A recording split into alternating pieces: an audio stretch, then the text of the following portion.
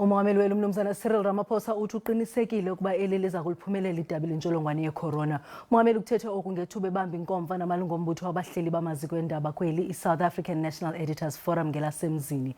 OkaRamaphosa uthi urhulumente wenze konke okusemandleni kodwa uyavuma ukuba bezikhona iingxaki kwiinkqubo zikarhulumente zokuzama ukunceda abembeli. Uphinde wancoma indima edlalwe ngamaziko eendaba kweli ukuqinisekisa ukuba abembeli bazi lukhulu ngale ntsholongwane ngeli xesha lokumiswa kwentshukumo kweli. Umongameli Ramaphosa uyakholelwa ke lokuba eli lizakuliphumelela idabi lentsholongwane yeCorona. I'm convinced that we will succeed in overcoming the pandemic, particularly because we've got the tools. We've been given the toolbox, and through these tools, we should be able to flatten the rate of infections. Having used possibly the big bazooka and maybe the nuclear weapon, which is the lockdown, the hard lockdown. Nangona eli belibila lesoma lizama ukuqubisana nale ntsholongwane kodwa urhulumente uye wagxeka kabukhali ngokukhetha iphele emasini xa enyenyisa eminye imiqathango phantsi kwale nkqubo yokumiswa kwentshukumo. What we are doing, I want to reiterate, is guided by science.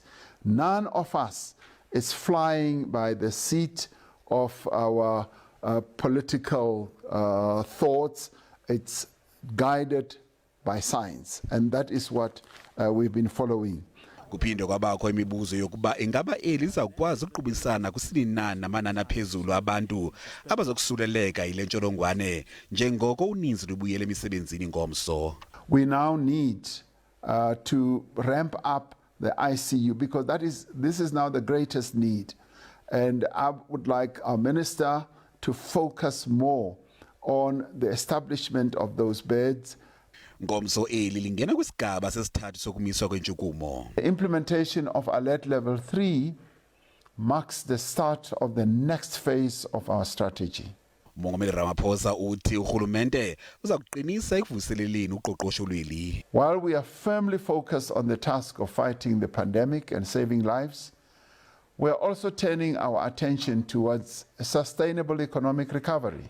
Kusenjalo ebutsheni bale veki umongameli Ramaphosa uye waluchaza usuku lwanamhlanje njengosuku lomthandazo waza wahlaba ikhwelo kubemibili ukuba bathandazele ilizwe labo ngeli xesha linzima lale ntsholongwane.